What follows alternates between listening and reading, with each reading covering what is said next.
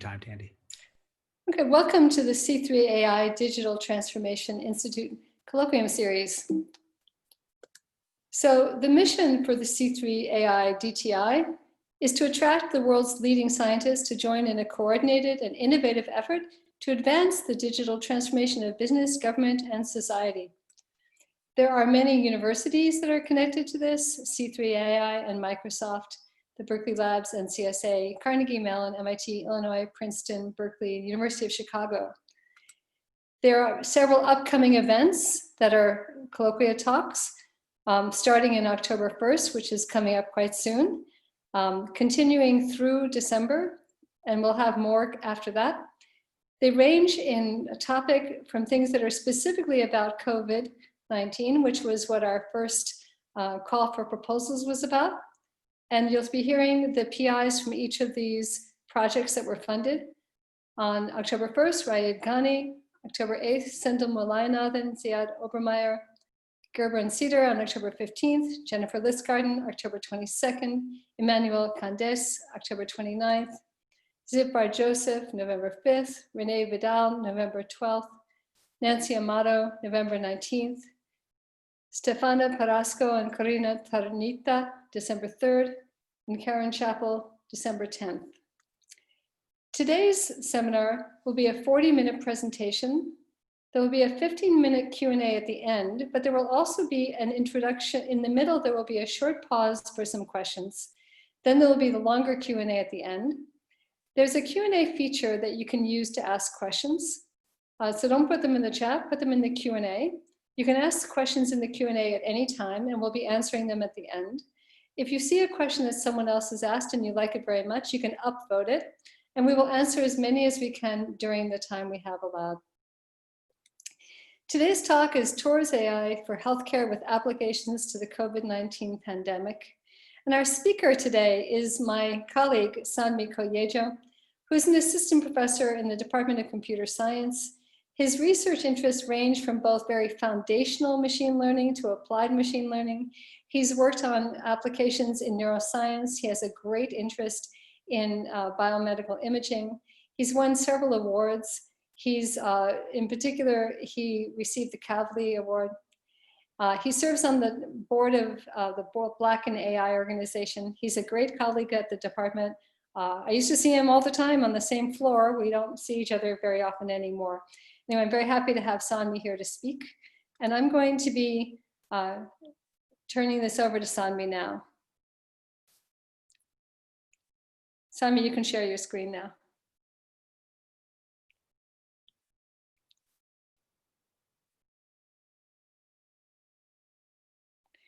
And you should actually unmute yourself and share your video. Yeah, I was just trying to set things up. Thank you, Tandy. Okay, good. It's a good thank you for the introduction. So it's my pleasure today to talk a bit about some of the ongoing work in my lab. Today, I'm going to be speaking about AI for healthcare applications with a focus on the COVID-19 pandemic. So I'll just turn this off. Okay, so to get started, I think it's useful to maybe frame some of the AI part of the discussion and how I see how we think about modern machine learning, modern AI. In most settings, the way that we build AI systems is to think of some modeling solution, so some kind of model infrastructure combined with computation, which is how we think about training these models. And then we think of the data that's relevant to the task that we're looking to solve. And finally, I think an important component is think about metrics, so how we evaluate what model we built and the extent to which the model has captured what we're interested in. I think most of the discussion and thinking often focuses maybe to some detriment on just models. Today, I'll talk a bit, I think, broaden the horizon a bit, to think about some of the other components of building AI pipelines and focus also on how these are relevant to healthcare applications broadly. I should highlight that the topic that I picked to talk about is somewhat broad. And so I did a slight bit of false advertising. I can't cover all of sort of AI and healthcare. What I'm going to do instead is talk about work that's relatively close to work that we're thinking about in the lab, which includes both what I think of as foundational work in machine learning and AI, many of which is relevant to healthcare, and also applied work where we've had some success applying some of our methods to AI applications, healthcare applications, with some good outcomes. So I'll skip, for instance, important applications, things like drug discovery, which I don't work on right now. So my talk will cover a variety of topics. I'll think a bit about modeling and applications. I'll talk about evaluation. The bolded topics are the things that I'll cover. The others are things that we work on that I won't cover today. I'll talk a bit about privacy in machine learning through the lens of synthetic data and through the lens of federated learning. And I'll talk about trust, thinking about it as a one approach to helping increase trust in models via individual recourse. So that's the broad agenda for the talk today. So first I'll talk about privacy preservation, which I think of primarily as data and computation. My first topic will be talking about synthesizing medical images using generative adversarial networks. I find this interesting and useful. I'll cover some applications. I think the applications of work like this is quite broad, including private data release, data augmentation, rare event simulation. Talk about some of these as we go along. I should also mention that all this work is with great colleagues at a variety of institutions. So here at Illinois, Georgia Tech, and also at DuPage, which is a medical center in Chicago. So normally, I guess in a regular talk, this would be interactive, but I'll hallucinate people giving answers. So maybe if you could spend 2 seconds thinking about these two X-ray images. One of these is real, one is fake. And you can, I guess, imagine which one might be either or. And so the answer is that the one on the right is real and the one on the left is fake. And you may have gotten the answer right. You may have gotten it wrong. The point is, though, if you got the answer wrong, you shouldn't feel bad. So we did a user study with these synthesized images, and we had experienced radiologists look at the images in a short amount of time and ask them to tell us which was real or which was synthesized. And what we found was somewhere around 40% of the time, the synthesized images were selected as the real ones. And at least one of the radiologists picked the synthesized images up to 80% of the time as the real image.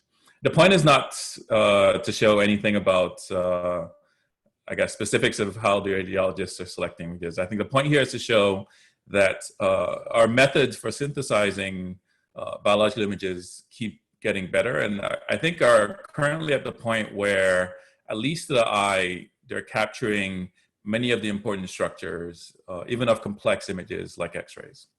Now, the whole idea is to build something called a generative model, which I believe many of you are likely familiar with. Roughly, the idea is that I get to observe some real data. And I think of this as a data distribution. Typically, the cases of interest are where this data distribution is high dimensional and complex in some way.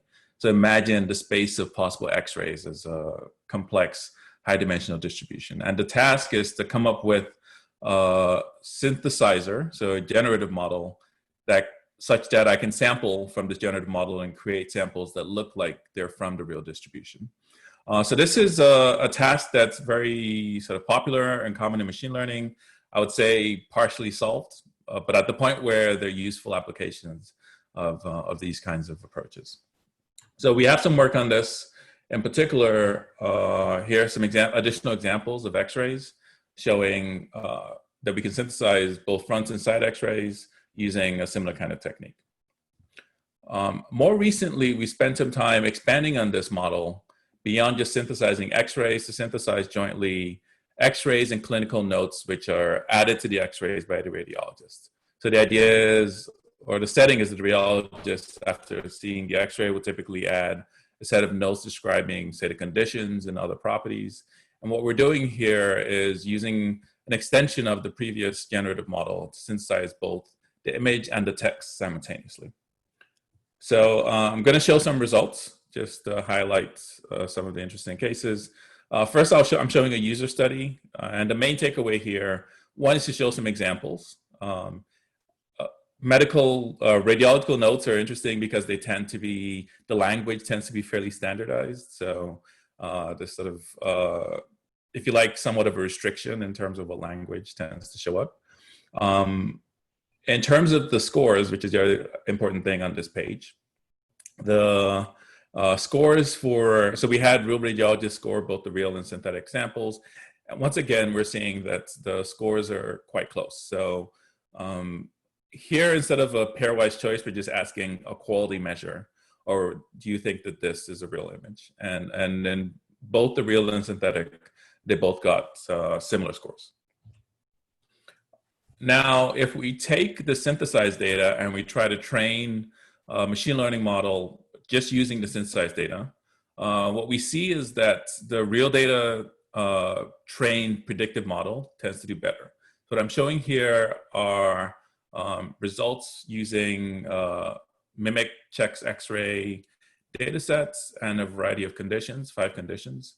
And I'm comparing real data based predictive model to a synthesized model using some standard models that folks have proposed recently, and comparing it to eMixer, which is the last line, which is our recent work on what we think of as close to state-of-the-art on this task. What I'm showing is it works well, but it actually does seem to be worse at this point than training a predictive model directly on real data. So this is something that we're actively working on and looking to improve. Here I'm showing a slightly different task where we took the real data and augmented it with synthesized data. So we have the original 100,000 samples that we're using, and then we add on a synthesized data sets of 600, from between 50,000 and 600,000 samples.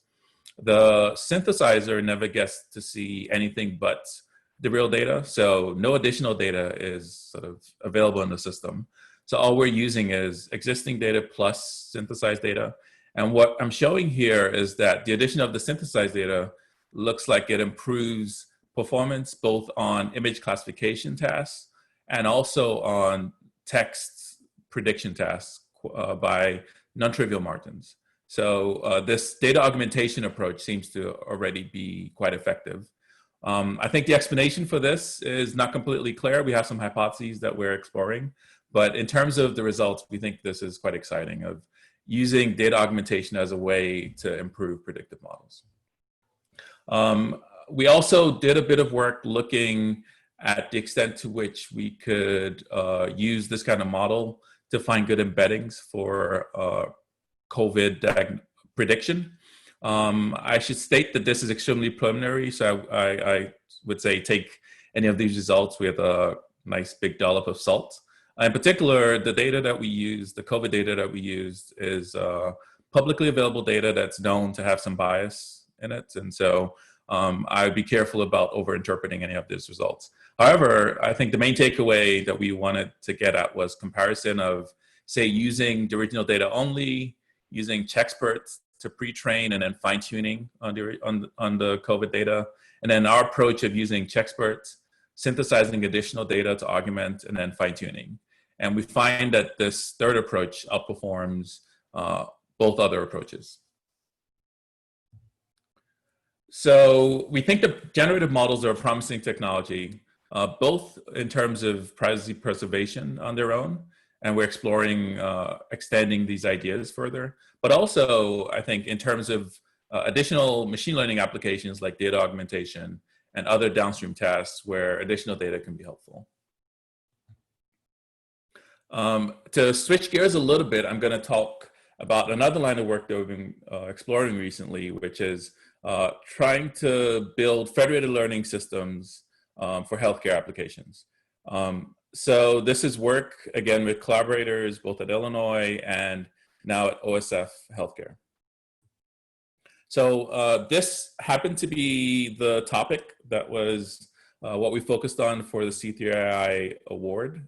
And so this is what we're currently working on as sort of our primary research direction. The idea is to combine federated machine learning, which is a distributed machine learning that avoids explicit data sharing, with privacy preserving distributed computation focusing on security of the distributed computation using modern cryptographic methods, and then applying these tools to COVID-relevant clinical predictions. So we've already made a bit of progress on this, and there's also a bit of, I guess, prior experience on this. What I wanted to do here was, one, introduce the general idea, if you're not familiar with ideas like this. Two, talk a bit about the systems architecture, and then some of the challenges that we're solving as we try to solve this problem. So the systems architecture for, at least the basic systems architecture for federated learning is fairly straightforward. It consists of a set of workers. So in this case workers would be computers at various healthcare institutions like hospitals, and some server that serves as the aggregator. And it's called federated because sort of these workers are interacting with a server who is sort of directing most of what they do. And the idea is that all of the data computation happens at the worker side.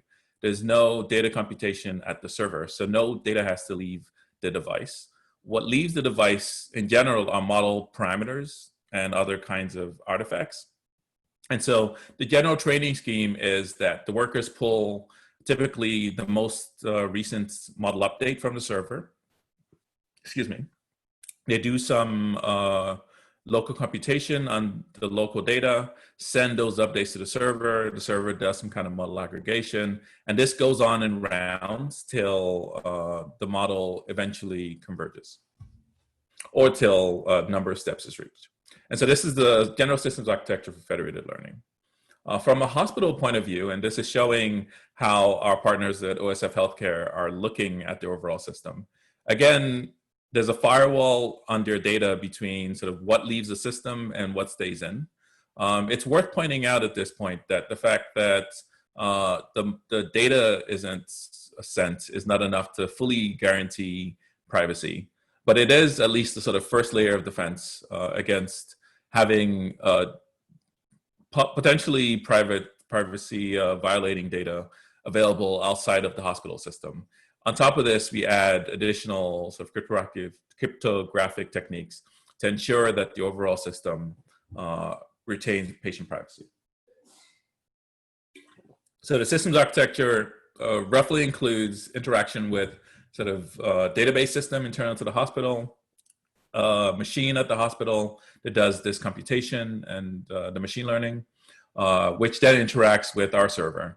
And we have this in process with OSF, and we're also deploying additional partners and also expanding our network with additional partners if any of you might be interested in participating in some of this work. So this problem is technically, I think, quite interesting and challenging. Distributed machine learning in general, I think, poses a variety of, I think, quite interesting systems, security, and machine learning challenges. Among them include the fact that the data are imbalanced in general. So different data are held at different hospitals, so they have different properties. And so the way that you train your machine learning systems ideally should adapt to the fact that the data have these unbalanced properties. The security protocols I've mentioned a couple of times have to adapt to the fact that you're sending models and sort of model artifacts around the system, scheduling, and other kinds of systems issues, and then potential issues with things like networks, dropouts, participation in the system. You want to make sure that your distributed system is robust to some of these issues. So I wanted to highlight one line of work that we had previously that I think is relevant and interesting, thinking primarily about robustness in building distributed and federated learning systems. And so this is some recent-ish work where we looked at modifying the way that one does aggregation when you're constructing distributed learning systems. Generally, or most simply, the aggregation is done by using a simple average across the models. What we do here is to do a truncated average, where we're trimming out outlier points when we compute an average. What we can show, both experimentally and theoretically, is that if you have various kinds of errors in your system, including potentially errors that could be adversarial, you can show that using a trimming type approach, plus a few additional tweaks in how you set the learning rates and things like that, can be sufficient to help you train models that are robust to errors as you're training your system. So I think it's an interesting direction, and I'm happy to follow up maybe offline if anyone's interested. And here I'm showing some results from this robust aggregation approach. And primarily the takeaway is if I train, in this case, we're looking at a 5-layer convolutional neural network with 100 devices. If I train this using a basic average in the presence of errors versus using this adaptive trimmed aggregation method, we find that we can get much better performance than you can using sort of simplest approach. So the takeaway of the last few slides, again, we think that federated learning enables AI without explicit data sharing. We think this is promising from a security point of view. On the intellectual and technical side, I think this also brings a variety of new machine learning problems, systems problems, security challenges, many of which we're tackling. And again, excited to follow up on sort of interesting questions and directions along these lines. So I'll have my first break for questions. I think I'll have time for maybe a couple, and then there are 2 questions already in the chat, so we might as well take them. They're Sure. from the same person, Devan Shah. How much of the results can be explained? So in medical applications, explainability is a huge deal. I'll give you the second question too, and you can answer them together. And is outlier detection possible with non-IID data sharing? So the first one about explainability, I'll talk a bit more about it later on, so I'll defer that for now. In the issue with outlier detection, so I guess in the nuts and bolts, you can. For privacy reasons, you will generally want to avoid doing something like outlier detection, because sort of the whole idea of privacy is that no individual can be easily identified as special from sort of the rest of the database. So I would say one has to be careful, I guess, in terms of applications about whether one wants to use outlier detection. In principle, it's doable. In practice, I would say it's not clear whether it's a good idea in many applications. I think, Sanmi, I think the question might have been when they meant outlier detection. I think you said that you'll trim the data. The question is, yes, I guess if there are outliers, you would throw them out and take the average of the rest, for example, if you're doing consensus-based gradient descent, that kind of stuff. Yes. So I guess the question was related to that. I mean, if you do that, would that be an issue? The data is not IID. I think that was. So that's a great question. I'll mention, just to, I guess, make sure we're on the same page, that then outliers here refer to model outliers, not necessarily. I mean, it's related to data outliers, but specifically here it would be model outliers. So one could do detection. I think there's a very fine balance between dealing with non-IDness across different devices, privacy, security, and robustness. And the right sort of Pareto frontier of that trade-off is not clear at all. In practice here, if you wanted to be more or less flexible to outliers, you could change how you do your trimming. So you could change sort of how much you trim from the edges will allow you to be more or less adaptable to outliers. In practice, again, I think it's a trade-off issue that's not completely clear. I think it's an open systems question about how best to handle it. Okay, I may continue and then maybe take more questions later. No questions later, fine. Okay, go for it. Thank you. Okay, so the next thing I wanted to talk about is how one measures the performance of a machine learning system. And I think this is, to my mind, one of the sort of least appreciated, but potentially one of the more impactful parts of building machine learning systems in the real world. So when we train and even when we teach machine learning, we often focus on, if you're teaching or training a machine learning system, a classification system, we often focus on accuracy as the sort of main measure of performance. And so if your model gets good accuracy, you're great. If it doesn't, you're in bad shape. And in other kinds of problems, there are also roughly default things that we think are, good things, and we just overload on those evaluation metrics. In practice, I think in many applications, different errors can have very different costs. And so one might want to be more careful about exactly how one balances or trade off different kinds of errors, given that in practice, on realistic data and sort of realistic settings, it's unlikely to get sort of perfect prediction. If you have to trade off errors, I think it's important to think about exactly how one might trade off errors. And so the whole idea of metric selection is choosing a metric that's appropriate for a particular task. As you might imagine, this is a quite challenging problem.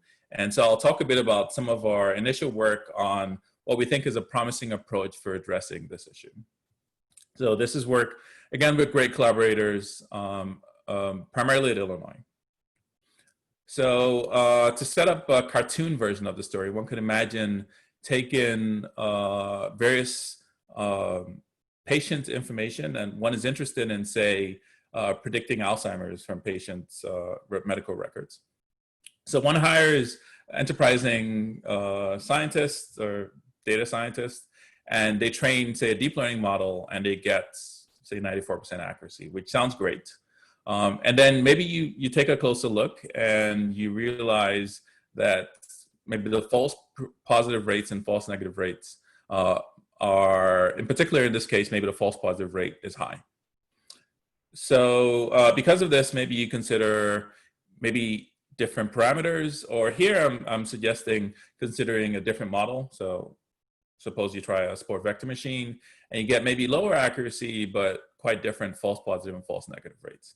And in this particular example, just for cartoon reasons, because the prevalence of Alzheimer's is quite low, you could also just always predict everyone is healthy. You get really good accuracy, but you get really bad false positive rates, really, and sort of, well, the false negative rate is 0.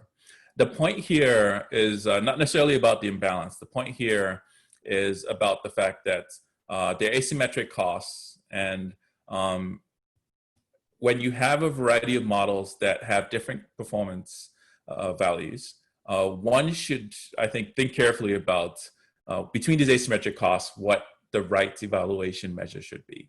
So should it be, picking the model with the best accuracy? In this cartoon example, maybe I've set you up to see that it's probably not the right choice here, but maybe false positives and false negatives by themselves are not ideal either. Maybe I want a weighted version of this. Maybe I want some other kind of function of something else, which should hopefully give me a better measure of what good performance is in this system. So this is a hard problem, I think still unsolved, and more or less impactful depending on sort of how important your decision-making is, and sort of how important mistakes can be if one makes mistakes. And we think healthcare is one of the canonical examples of cases where mistakes can be costly and one wants to be careful. So measuring model performance, as I've just highlighted, is quite challenging. It depends on cost benefits of different kinds of errors. And one way to quantify this is the metric, so which is sort of a measure of trade-offs. And the idea then is once you know a good metric for your problem, then you can use this to compare different models if you've trained them in various ways. Or even better, you can optimize that metric directly. So you can construct a model that does well for that particular metric. So there are lots of metrics, as I've alluded to. So I'm showing scikit-learn metrics because scikit-learn is one of the more popular machine learning packages. But there are a bunch of metrics for regression, a bunch of metrics for classification, a bunch of metrics for clustering. You can construct many, many, many kinds of metrics. It's worth re-emphasizing that the metric can have a big effect. So it can matter exactly how you measure. Without all the context, I'm roughly showing here a cartoon example of a multi-class problem where we're varying the sort of prevalence of different classes, and then we're also varying the weights of different mistakes across different classes.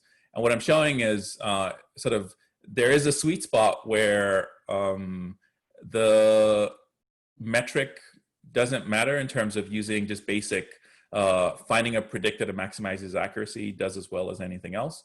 But it's also a sweet spot where you can have up to 5 times worse performance by optimizing the wrong metric rather than optimizing the metric that would have been appropriate in this task.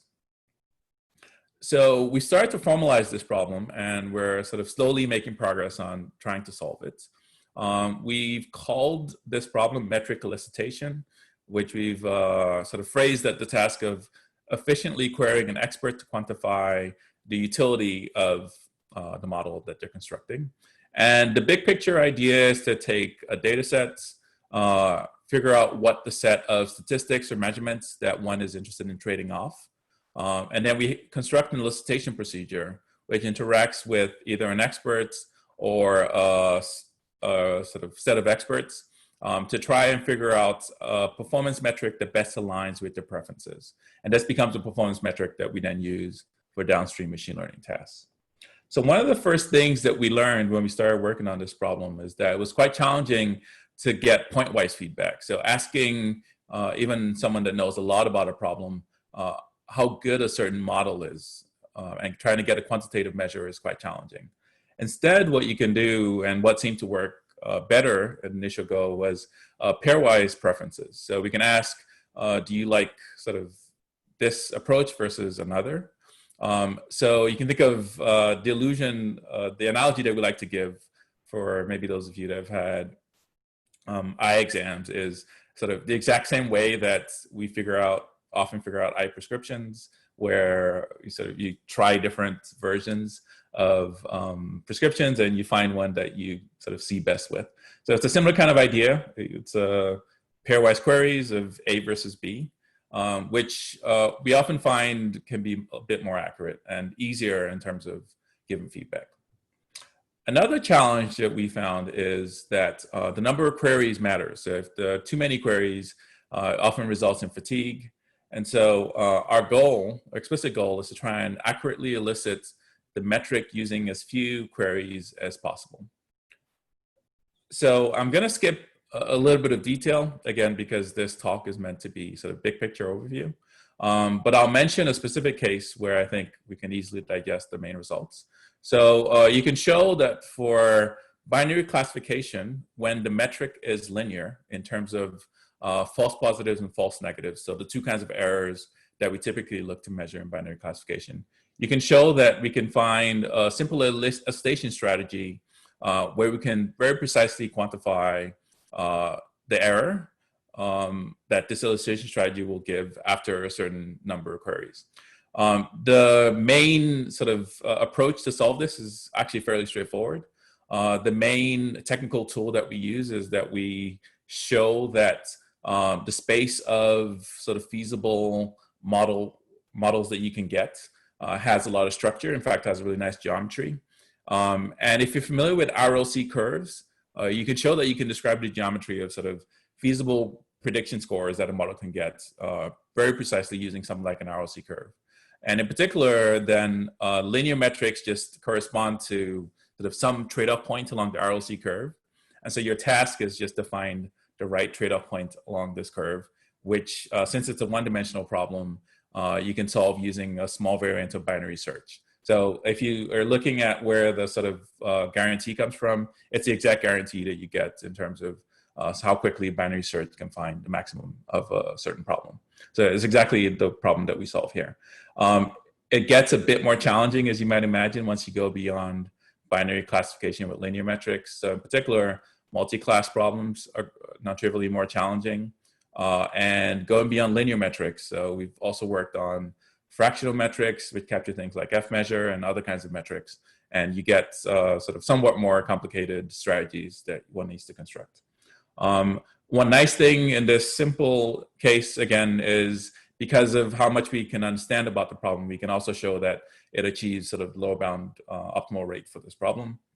And it's also, you can also show additional stability results. So we can show that if your oracle, so your experts, gives you usually the right responses when asked to compare things, but sometimes give wrong responses when the two things they're comparing are very close to each other.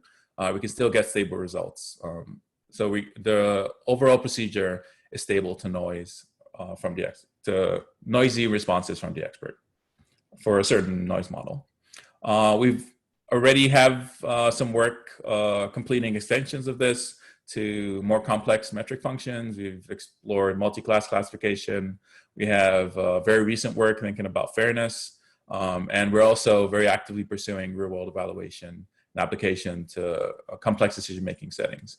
And we think that this is potentially an important avenue to improve not just how machine learning models work when you're evaluating them in the lab, but how they work when you push them to the real world, because you're ideally training them to do well with respect to the right notion of good performance. So to just summarize this sort of section, we think that metric selection is a required step in modern AI, whether you like it sort of or not. If you pick a default thing, you've made a choice.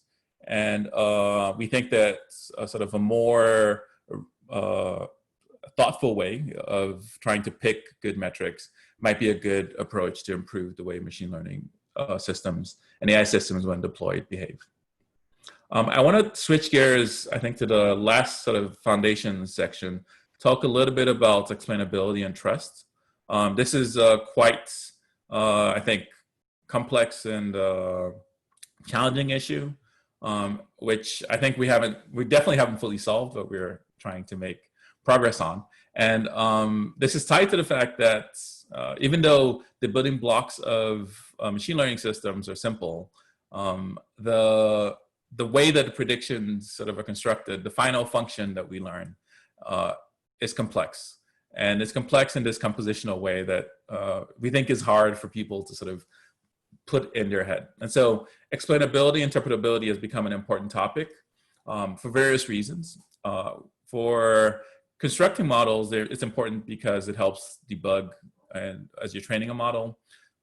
For professionals who are using these models, we think that understanding what the model is doing is the key to discovery and many of the applications. It's also useful for knowing when the model might be wrong, and so sort of calibrating against that. And we also think that it has important implications for fairness and sort of other kinds of problems that can arise when you use automated decision-making sort of in a regular basis. So today I'm going to talk about one particular avenue we're pursuing to improve transparency in machine learning systems, which we think of as actionable recourse. So the idea here is we're asking the question, how can I change the prediction outcome? So this is work with folks, Illinois, Vector Institute, Google, and Texas. So you can, to illustrate the problem, I'm going to give a cartoon example. Suppose I'm interested in, I build a predictive model to ask if a certain patient will be readmitted in the next month. So I have a bunch of features, and I can train this model, and based on the features of the patient, I get a prediction. This is a somewhat hypothetical example, so I wouldn't overread any of the numbers, but the features are features that I think would be reasonable to use for a readmission score. And the recourse asks, well, what would I have to change about these features in order to get this prediction to be no?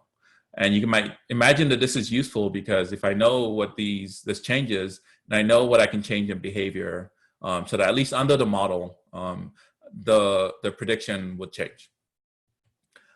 So this is useful also, you can think about this in terms of behavior change, but you can also think about this in terms of sort of probing and querying the model. Because if the recourse outcome also doesn't sound reasonable, this tells you something about whether what the model has learned is credible or not. So one issue that comes up with this task is a newish task to our knowledge in terms of academic work on it. One issue that comes up is some of the earliest work didn't reason about restrictions on what the recourse should be. One sort of reasonable restriction should be, for instance, that the change that one is proposing to features should be things that are feasible. So you probably shouldn't be saying that so in order to change the prediction, you want to change, say, race or gender. At least in the sort of individual recourse to understand behavior change type setting. Maybe for probing the model, this might be interesting. We also ask that we want sort of the smallest changes that modify the outcome. So under some distance metric that tells us, sort of quantifies how sort of expensive different kinds of changes are. And finally, we want a recourse that looks like a real individual. So we think that this is important because if it sort of looks like a sample from the real population, it also suggests that it's something that's sort of achievable in terms of behavior change. So I'll just briefly mention that we've developed a framework for doing something like this, and we're sort of actively improving it. It's called REVISE. It's an acronym. It's not due to me. I'm quite terrible at coming up with acronyms, but some of my collaborators are much better than I am. And so what it requires, or the components are, we sort of construct a generative model of the data. We take the predictive model, so whatever the algorithmic decision maker is, and then we apply a certain constrained optimization problem to figure out the minimal change under the constraints that we've built in to the prediction such that it switches the model output. And this becomes our notion of individual recourse. One could think about this, again, by analogy to something like what you might do if you're interested in, say, when you look at your credit score, the suggestions that are given, and how these can be used to change your credit score. It's a similar kind of idea that we're pursuing here. I had put a break for questions, but I'm a bit worried about time, so I'm not going to break. I'm going to keep going. And then at the end, I think we'll have some more time for questions. But I'll try to breeze through, I think, some applications of some of this work that I've covered. So as mentioned, we've mostly talked about, again, what I think of as foundations work. But we've also started to build applications, many of which we think are interesting and have a potential for impact in real medical settings. Now, I'll review quite a few of them.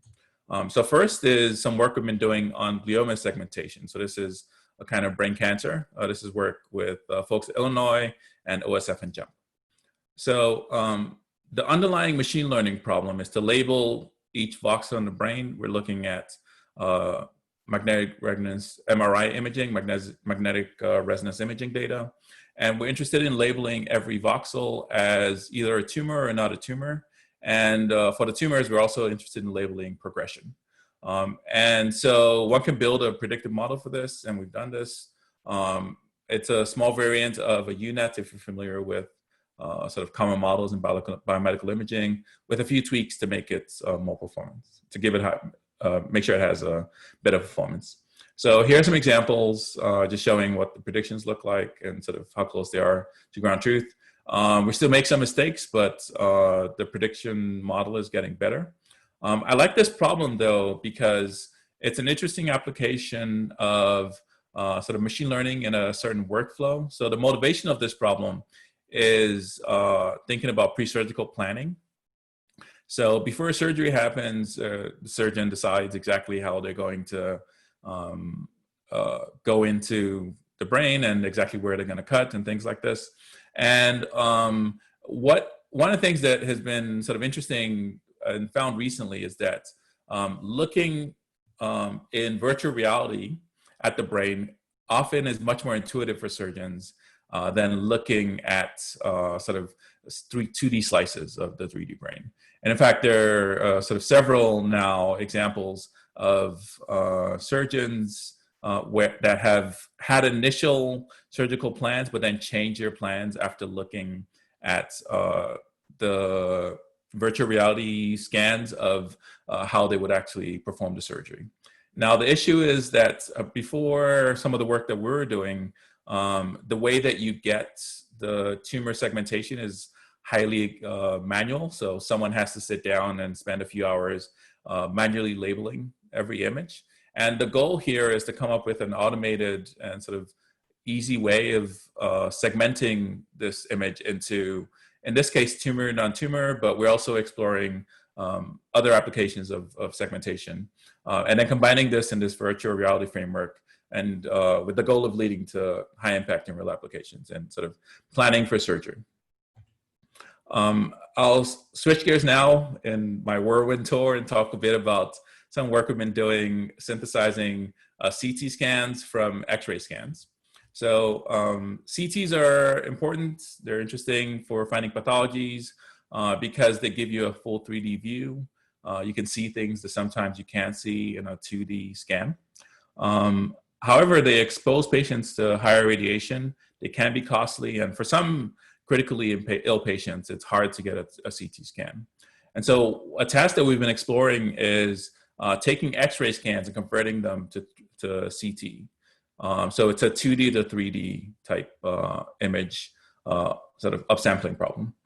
So here I'm showing some results where we've applied this model that we built to a certain task. It works pretty well. There's some error sort of right above the lungs in this example, and so some cases where it makes some mistakes, but it's a fairly high quality reconstruction of sort of the CT from the X-ray. I'm showing examples, additional examples just showing how it works on some settings.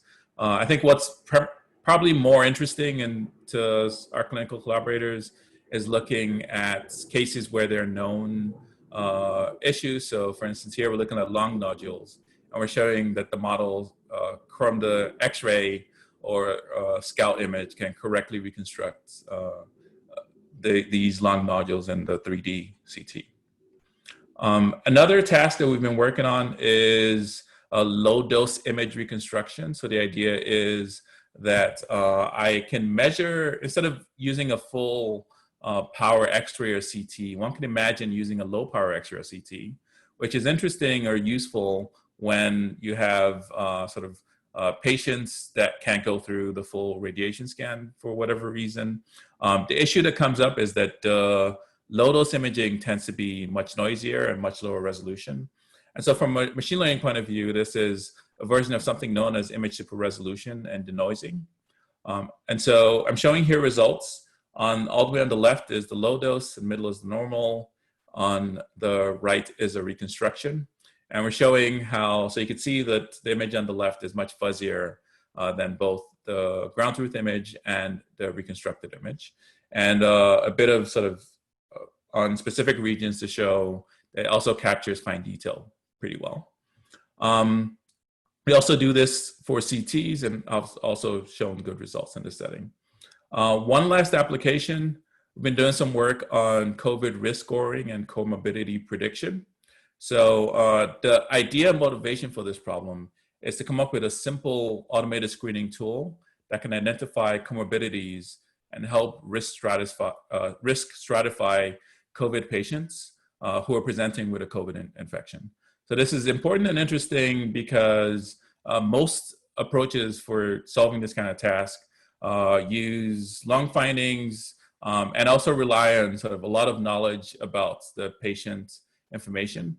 However, it's often many of the diagnoses, if patients are moving between different medical centers, may not be recorded.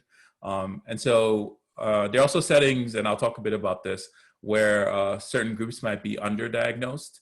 And so one interesting application, one of the reasons why our approach is potentially interesting is that it avoids having to rely on the medical records directly to predict comorbidities. In addition, helps with risk scoring. So what I'm showing here is some results on a model that we trained to predict these comorbidities, which include heart failure, diabetes, and various complications of it. And this is on a fairly large data set, 12,000 or so out of Chicago. One interesting observation when we trained our model for this task is that we saw underdiagnosis. So our model predicted additional sort of what we think of as missed potential comorbidities in addition to what was shown. And we verified this based on sort of looking at some of the patients that were predicted versus what was originally in the medical records.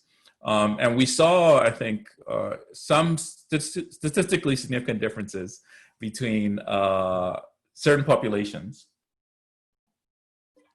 And in fact, we see associations, correlations between underdiagnosis and, say, English speakers, which suggests that there might be additional prevalence of underdiagnosis for certain demographic groups. And I think something to watch out for, and something where we think models like ours can be helpful. So I hope I've sort of done a very brief whirlwind tour of a variety of applications, but we think that there are a variety of exciting and impactful applications of machine learning and emerging in healthcare.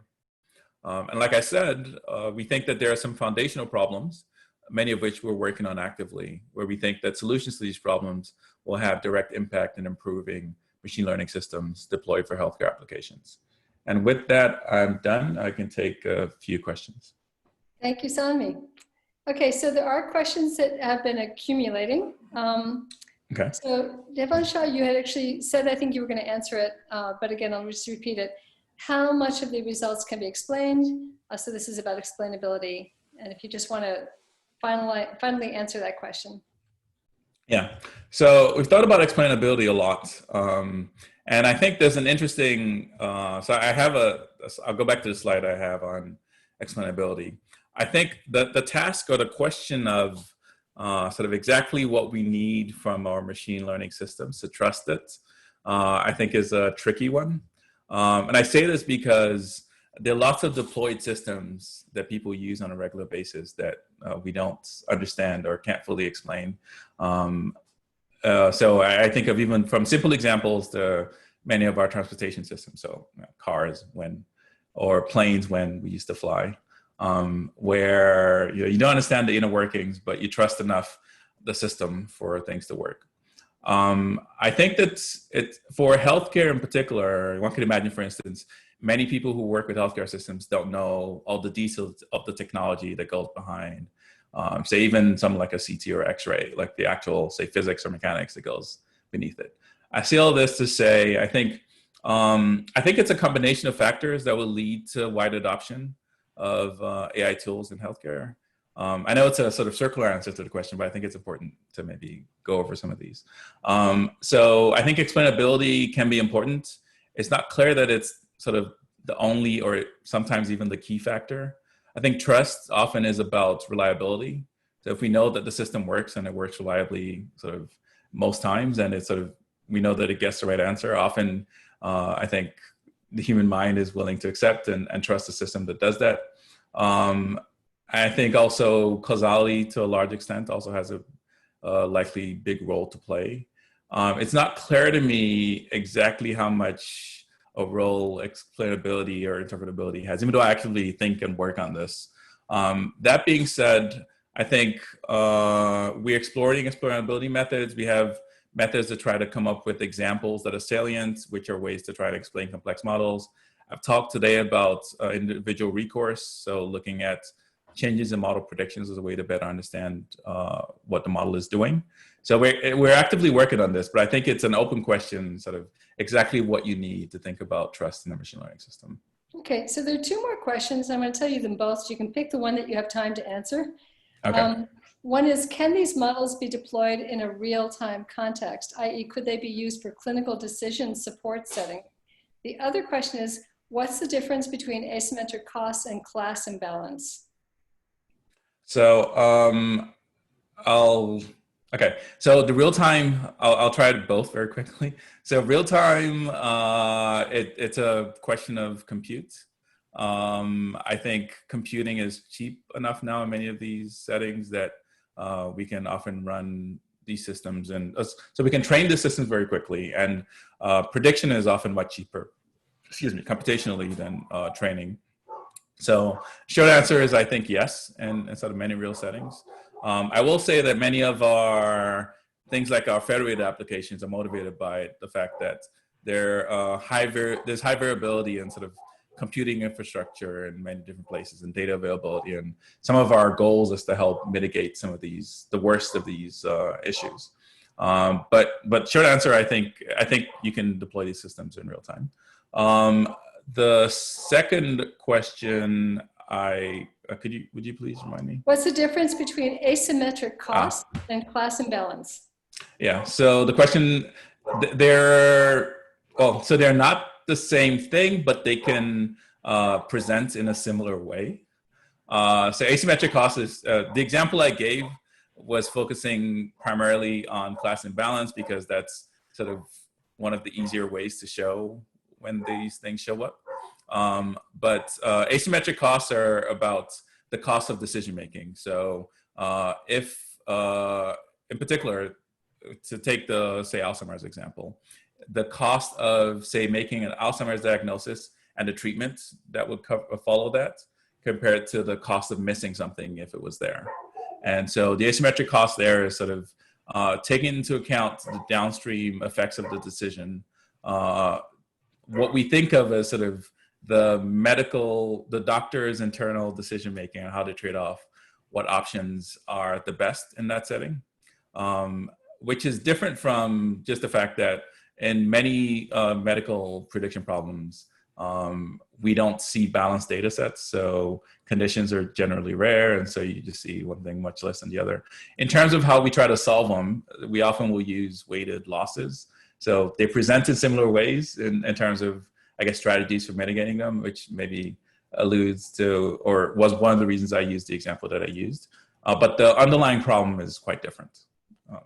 Okay, there is one last question, but I don't know if you have time for it. It says, for individual recourse, the example you showed had features that are primarily ex post. For example, the number of hospital visits. Are there features that can be addressed by medical professionals relatively directly? So the approach that we're using is, so I'll answer it in, so I'll say that the approach that we're using is agnostic to the particular choice of features. So short answer, no. Yes, you can. Longer answer, I think I would probably need to understand more about some of the specifics of what you have in mind to see whether it sort of makes sense. The person who asked the question that you just write to Sanmi Koyejo at Illinois. I think you're just Koyejo at Illinois.edu. It's Sanmi at Illinois. Sanmi SANMI at Illinois. Okay. Sanmi, SANMI at Illinois.edu. Okay. Yeah. Thank you so I'm much. happy to that answer. was great. Thank you. And thank you all for joining us. Thank you. If I'm able to, I'm trying to get, yeah, there we go. Okay, thank you. Bye.